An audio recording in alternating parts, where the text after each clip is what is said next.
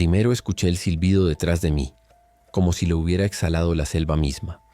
Y luego, el agua golpeó los pilotes del puente con una cadencia que no conocía.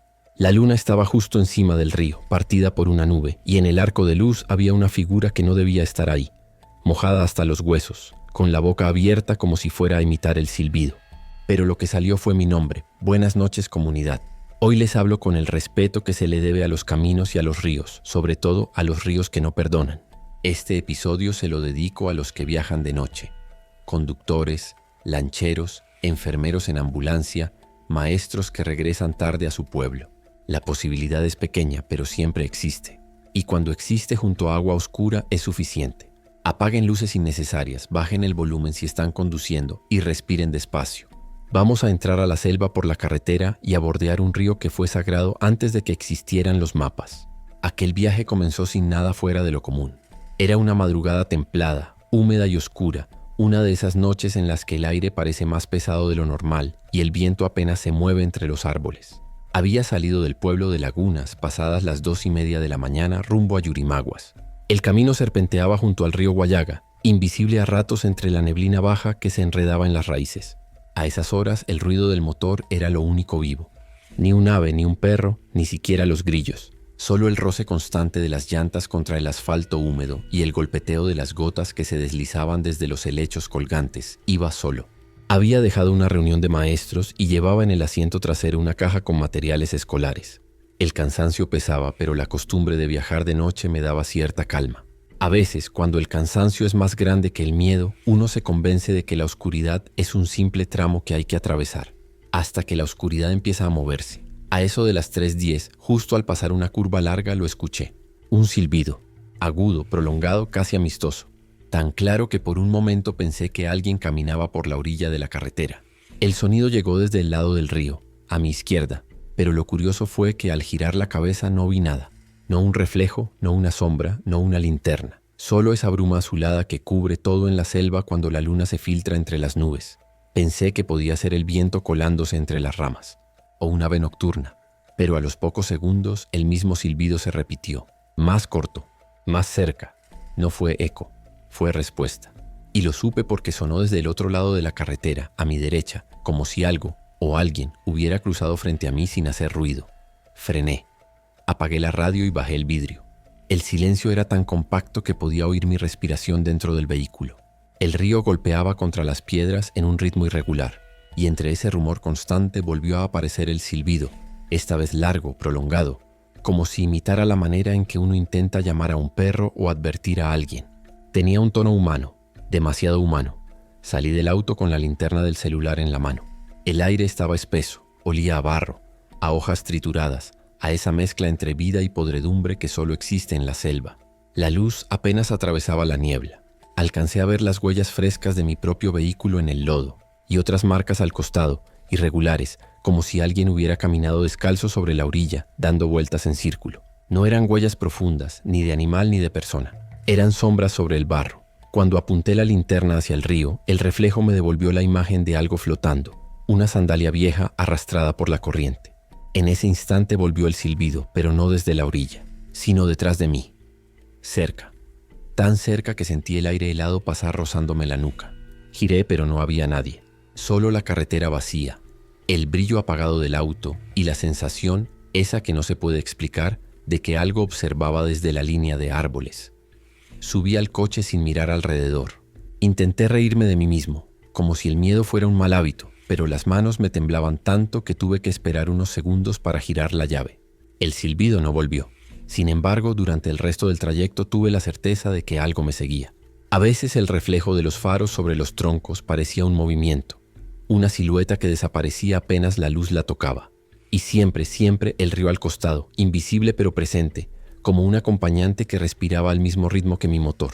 Al llegar al pueblo, el amanecer se filtraba por las rendijas del cielo. Me detuve a comprar café y mientras el locutor de la radio local daba las noticias, una frase me hizo girar la cabeza. Anoche, a eso de las 3, una canoa volcó cerca del puente de Xucushuyacu. Dicen que los pescadores escucharon el silbido del tunchi poco antes de la tormenta. Sentí un escalofrío que no venía del frío. Apreté el vaso de café con tanta fuerza que casi se rompió. Esa era la misma hora, el mismo río, El mismo silbido. Esa mañana, cuando revisé el coche, encontré algo sobre el guardafango. Una hoja húmeda, alargada, perfectamente doblada en dos. Olía a agua de río. No sé cuánto tiempo la miré antes de arrojarla. Desde entonces, nunca más quise pasar solo por esa carretera. Quizás fue una coincidencia. Quizás fue un aviso. O quizás alguien intentaba recordar el camino de regreso a casa. Comunidad. Los que viajamos de noche sabemos que hay sonidos que uno aprende a reconocer. El zumbido de los cables de alta tensión, el chasquido de una rama que cae sobre el techo, el suspiro del viento al cruzar los huecos del motor. Pero hay otros que no pertenecen a ningún lugar. Y cuando se escuchan en mitad del camino, uno no los olvida jamás. Dicen que el tunchi silba para advertir o para llamar, según lo que uno tenga en el corazón. Y que si respondes, le das permiso para acompañarte. Por eso los viejos de la selva recomiendan callar, no contestar, seguir de largo aunque sientas que te observan desde los árboles. La siguiente historia, precisamente, comienza con alguien que sí respondió. Un hombre que sin saberlo habló con algo que no debía tener voz humana. Y lo que aquel anciano le dijo después fue una advertencia que todavía se repite en los caminos del oriente peruano. Hay algo en el silencio de la madrugada que no pertenece al mundo de los vivos. No es solo la ausencia de ruido. Es una quietud que parece observarte, esperar tu movimiento para imitarlo después. Eso fue lo que sintió Luis, un conductor de ambulancia que transportaba medicamentos hacia pequeñas comunidades ribereñas del Alto Mayo. Era la primera vez que hacía la ruta de noche, y sería la última. La carretera estaba desierta. A los lados, el bosque formaba un túnel húmedo, con hojas grandes que brillaban bajo el reflejo de los faros. Eran las 1:58 de la mañana y según el GPS, faltaban apenas 30 kilómetros para el siguiente poblado. Luis viajaba solo. Su compañero había caído enfermo y decidió hacer el recorrido igual, confiando en la rutina y en la luz del motor. No había luna, ni viento, ni grillos. El aire parecía estar detenido sobre la piel, como si el mundo estuviera conteniendo la respiración. Todo iba bien hasta que empezó a oír pasos sobre el techo. Primero pensó que era su imaginación, el golpeteo de alguna rama o la vibración del camino. Pero los sonidos eran nítidos, regulares, con un ritmo extraño. 2 pasos, una pausa, un arrastre. Y luego otra vez 2 pasos. Arrastre, silencio. Como si algo caminara sobre la parte superior de la ambulancia, siguiendo el movimiento exacto del vehículo. Luis bajó la velocidad, manteniendo la vista en el espejo retrovisor. No había nadie detrás. A los costados solo los árboles y el reflejo de las gotas que colgaban de las hojas. El sonido continuó por unos segundos más, hasta que de pronto se detuvo. El silencio fue tan profundo que sintió el zumbido de su propia sangre en los oídos. Apretó el volante, aceleró, y ahí volvió a escucharlo. Pero esta vez no sobre el techo, sino dentro del vehículo, justo detrás de la mampara metálica que separaba la cabina del compartimiento trasero. Un golpe seco, luego otro, como si alguien caminara allí, con calma, golpeando el piso con los talones. «¿Hola?», dijo, apenas audible. El eco de su propia voz le respondió distorsionado por la caja de metal. Encendió la radio para distraerse. Solo ruido blanco, ni una señal, ni siquiera la frecuencia de emergencia. Decidió detenerse en el primer claro que encontrara. Cuando lo hizo, bajó con la linterna en mano. El aire olía a lluvia contenida y a tierra recién removida. Caminó despacio hacia la parte trasera del vehículo, giró la manija y abrió las puertas. El interior estaba impecable, las cajas apiladas, los cinturones de sujeción intactos, las vendas y botellas en su lugar. Pero en el piso justo al centro había un charco pequeño de agua limpia, como si alguien se hubiera escurrido allí dentro hace apenas segundos. Luis miró hacia el techo buscando alguna filtración. Nada, ni goteras, ni grietas, ni señales de entrada. Y sin embargo el charco crecía. Despacito, centímetro a centímetro. No era lluvia. Era como si el agua naciera del propio metal. Un sonido suave lo hizo girar. Detrás del vehículo, en la orilla del bosque, una figura se asomó entre la niebla. Era baja, delgada, con los brazos colgando. No avanzó, no retrocedió. Simplemente estaba ahí, quieta, mirándolo. O al menos eso parecía, porque el rostro estaba cubierto por el cabello empapado. Luis levantó la linterna, pero la luz se apagó sin razón. Y en ese mismo instante la figura desapareció. No caminó, no corrió. Se disolvió entre la neblina como una sombra que deja de proyectarse. Luis subió de un salto, cerró las puertas y arrancó con el corazón golpeándole el pecho. El parabrisas empezó a empañarse desde afuera, como si algo respirara sobre el vidrio. Limpió con el limpiaparabrisas, pero las marcas persistían. Eran huellas pequeñas, redondeadas, marcadas con agua. Iban desde un extremo al otro del vidrio, como si alguien se hubiera arrastrado sobre él. No volvió a detenerse. Condujo sin mirar los espejos, sin pensar, sin rezar siquiera. Cuando por fin llegó al pueblo, amanecía. El aire olía a humo de leña y a pan recién hecho, un contraste brutal con lo que acababa de vivir. Dejó el vehículo frente al puesto de salud y fue directo a la oficina del guardia nocturno. El hombre lo miró con extrañeza. ¿Llegó solo?, preguntó. Luis asintió. El guardia frunció el ceño. Entonces, ¿quién bajó primero? Lo vimos pasar por la ventanilla. Una sombra o una persona, no sé. Pero entró antes que usted. Luis no contestó.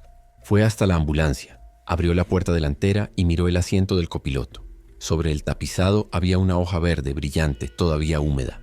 Una hoja de plátano doblada en dos. No olía a nada, pero al tocarla, el dedo le quedó frío, como si hubiera tocado metal recién salido del agua. Desde esa noche, el vehículo quedó guardado.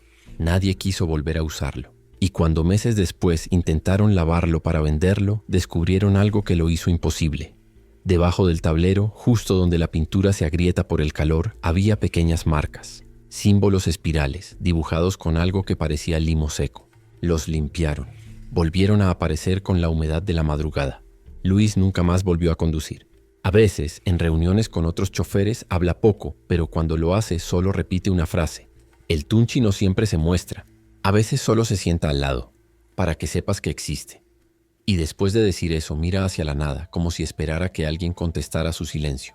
Pero nadie lo hace, porque todos en algún momento de la noche han sentido lo mismo. Esa presencia detrás del cuello, ese peso invisible que parece inclinar el aire. Esa sensación de que no estás solo aunque no haya nadie. Yo lo dejo a su interpretación, comunidad. Hay quienes dicen que fue el cansancio, la soledad o los nervios del camino. Otros aseguran que el Tunchi sigue acompañando a los que cruzan su territorio, aunque ya no los llame con un silbido. A veces solo los observa desde la oscuridad, esperando que alguien algún día vuelva a responderle. Hay algo en el silencio de la madrugada que no pertenece al mundo de los vivos. No es solo la ausencia de ruido, es una quietud que parece observarte, esperar tu movimiento para imitarlo después. Eso fue lo que sintió Luis, un conductor de ambulancia que transportaba medicamentos hacia pequeñas comunidades ribereñas del Alto Mayo. Era la primera vez que hacía la ruta de noche. Y sería la última, la carretera estaba desierta. A los lados, el bosque formaba un túnel húmedo con hojas grandes que brillaban bajo el reflejo de los faros. Eran las 1:58 de la mañana y, según el GPS, faltaban apenas 30 kilómetros para el siguiente poblado. Luis viajaba solo. Su compañero había caído enfermo y decidió hacer el recorrido igual, confiando en la rutina y en la luz del motor. No había luna, ni viento, ni grillos. El aire parecía estar detenido sobre la piel, como si el mundo estuviera conteniendo la respiración. Todo iba bien hasta que empezó a oír pasos sobre el techo. Primero pensó que era su imaginación, el golpeteo de alguna rama o la vibración del camino. Pero los sonidos eran nítidos, regulares, con un ritmo extraño. 2 pasos, una pausa, un arrastre.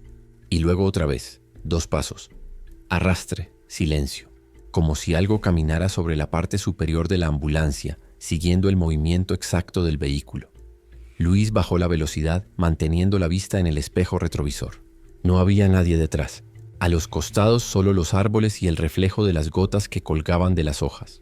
El sonido continuó por unos segundos más hasta que de pronto se detuvo. El silencio fue tan profundo que sintió el zumbido de su propia sangre en los oídos. Apretó el volante, aceleró, y ahí volvió a escucharlo. Pero esta vez no sobre el techo, sino dentro del vehículo, justo detrás de la mampara metálica que separaba la cabina del compartimiento trasero.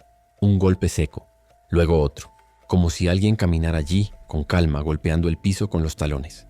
«Hola», dijo, apenas audible. El eco de su propia voz le respondió, distorsionado por la caja de metal.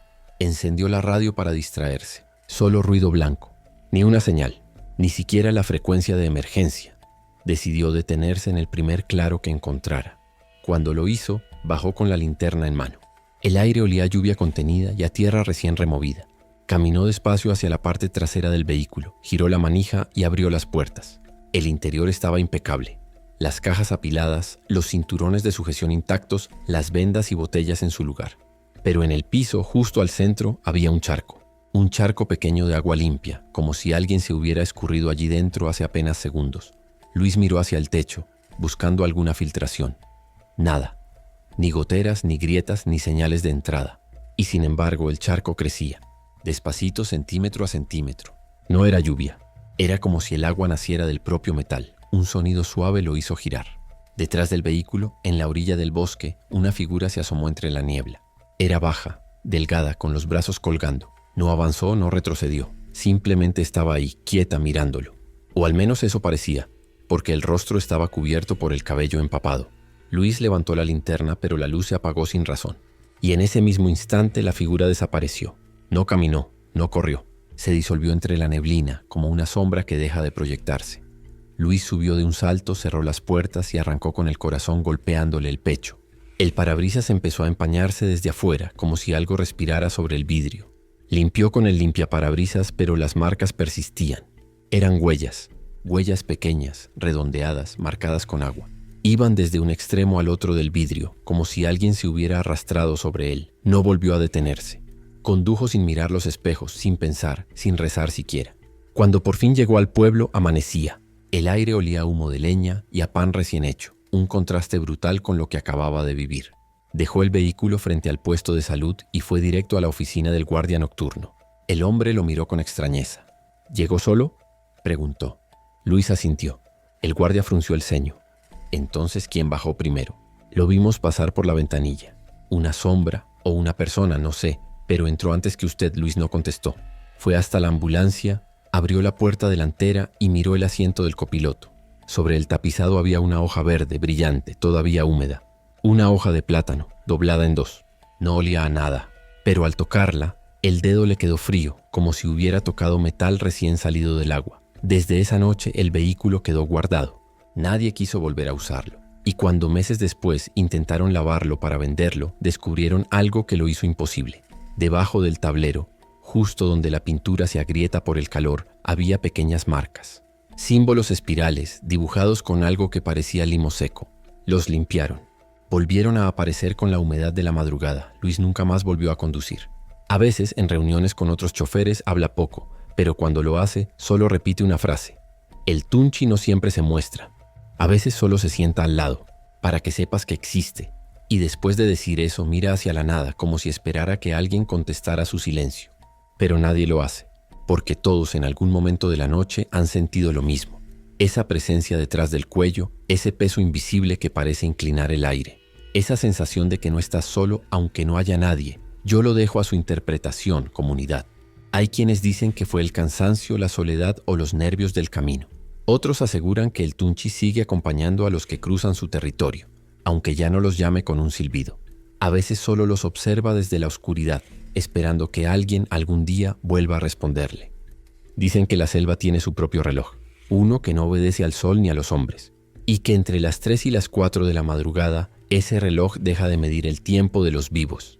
Esa fue la lección que aprendí aquella noche, en la carretera que bordea el río Mayo, donde el agua refleja más sombras que luces. Todo empezó como una celebración. Habíamos ganado un pequeño concurso escolar y los niños estaban felices. El grupo de teatro había representado una historia sobre las leyendas de la región y el jurado, por una vez, nos había aplaudido de pie. Era raro que algo saliera bien en ese pueblo olvidado, así que nos quedamos más tiempo de la cuenta en la comunidad vecina, entre risas y fotos que nadie imprimiría. Éramos 4 en el auto, yo al volante, la profesora Rosa, 2 alumnos hermanos en el asiento trasero y una caja con disfraces y dulces. La lluvia había parado, pero el cielo seguía cubierto, como si escondiera algo detrás de las nubes.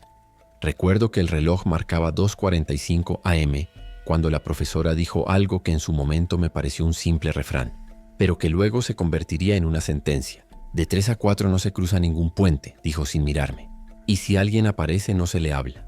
Los niños se rieron, y yo también. ¿Por qué?, pregunté. Ella suspiró, y en su voz no había tono de cuento, sino de advertencia. Porque esa hora no nos pertenece. Hizo una pausa. A esa hora el río escucha. Guardé silencio. No por respeto, sino por superstición. Había escuchado cosas parecidas de mis abuelos, sobre el tiempo del diablo. Ese tramo invisible donde el mundo y el otro mundo se tocan, aunque sea por minutos. A veces uno pasa y no siente nada. A veces, algo te ve cruzar. Para entonces, la carretera se había vuelto más angosta, flanqueada por árboles y neblina. El puente que seguía, el puente de Aguashiyacu, era largo, de madera vieja y barandas metálicas, suspendido sobre un brazo del río que reflejaba el cielo sin luna. La profesora miraba el reloj con una atención infantil. como si esperara que el tiempo se detuviera. Eran las 2:57. Faltaban 3 minutos para la hora prohibida. Si no llegamos antes de las 3, dijo, mejor esperamos acá. Pero los niños estaban dormidos. El motor ya estaba encendido y yo quería llegar antes del amanecer. Aceleré despacio. Ella me miró con resignación y murmuró una oración corta que no entendí. El aire cambió al entrar al tramo del puente.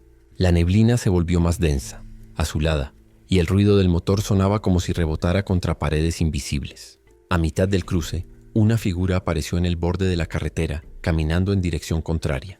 Tenía el cabello pegado al rostro y la ropa empapada, blanca, adherida al cuerpo. Levantó un brazo haciendo un gesto lento, como si pidiera aventón o ayuda. La profesora bajó la voz. «No mires», me dijo sin levantar la cabeza. «Sigue». Pero ya era tarde. La vi. No le vi el rostro, pero sí sus pies.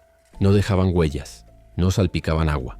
El suelo se humedecía a su alrededor, pero no por contacto, sino por presencia. Pasamos de largo, y cuando el retrovisor la perdió, el aire dentro del coche se enfrió. El reloj marcaba las 3:02. La profesora cerró los ojos. «Primera advertencia», dijo. «Si seguimos, vendrá la segunda». Seguimos. No sé por qué.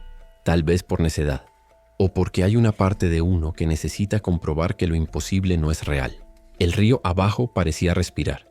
El sonido del agua se volvió irregular, más grave, como si algo pesado se moviera bajo la superficie. Y entonces lo vimos. Un niño, descalzo, con short azul, estaba de pie sobre la baranda del puente mirando hacia el agua. No parecía asustado. Al contrario, parecía esperar algo. Cuando el auto se acercó, giró la cabeza. Sus ojos brillaron con el reflejo de los faros, pero no reflejaban la luz. La absorbían. Alzó el brazo y señaló hacia el centro del río. No dijo una palabra.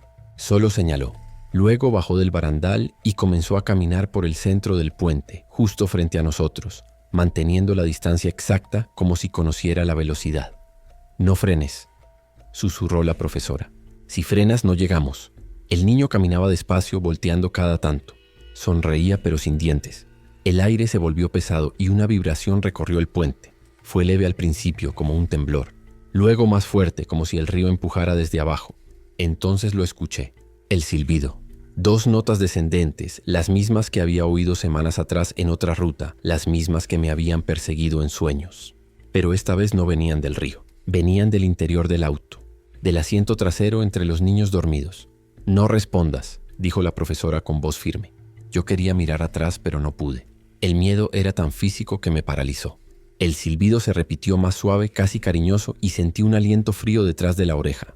Los niños, dormidos o fingiendo estarlo, respiraban al mismo tiempo. Un sonido acompasado, ajeno, como si no fueran ellos. El niño del puente se detuvo, bajó la mano y se giró completamente. Nos miró con los ojos vacíos. Luego señaló el cielo, y en ese instante un trueno. Un solo trueno, seco, sin relámpago previo. El reloj del tablero parpadeó. 3:13. El puente vibró como si algo gigantesco hubiera golpeado los pilotes. Las luces del auto titilaron, y durante una fracción de segundo vi reflejadas en el parabrisas otras caras detrás de nosotros.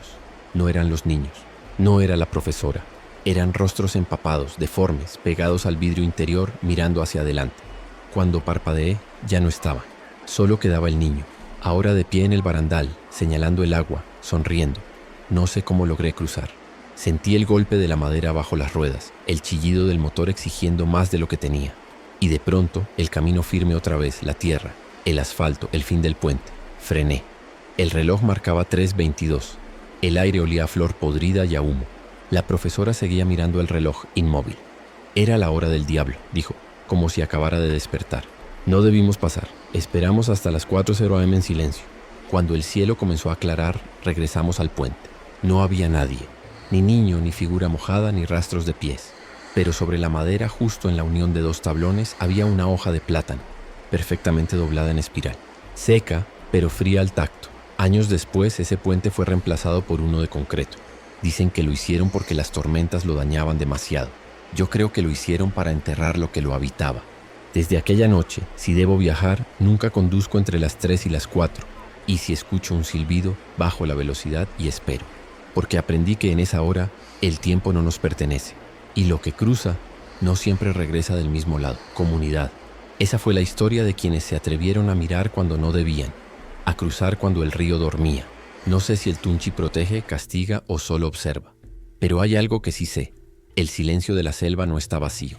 Y a veces basta un silbido para recordarlo. Esta noche no les pido que crean, solo que escuchen. Escuchen cuando el viento se meta por la rendija de la ventana, cuando el perro levante la cabeza sin motivo, cuando el agua del grifo suene como si alguien soplara al otro lado. Tal vez no sea el viento, tal vez sea un eco, un aviso. Una compañía que no pide nada, salvo que no la olviden. Así que si están en carretera y el reloj marca entre las 3 y las 4, apaguen la radio un momento, escuchen. Y si alguien silba cerca, recuerden esto, no respondan, porque el que contesta ya no viaja solo. ¿Ustedes qué creen? ¿Son historias viejas para asustar viajeros o advertencias que se repiten porque siguen siendo verdad? Yo solo puedo decirles algo. Esa noche entendí que lo que temes a veces no viene a buscarte, simplemente te espera. En el mismo lugar, a la misma hora, con el mismo silbido. Buenas noches, comunidad. Apaguen las luces, respiren despacio. Y si escuchan el río, no lo miren directamente. El Tunchi sigue despierto.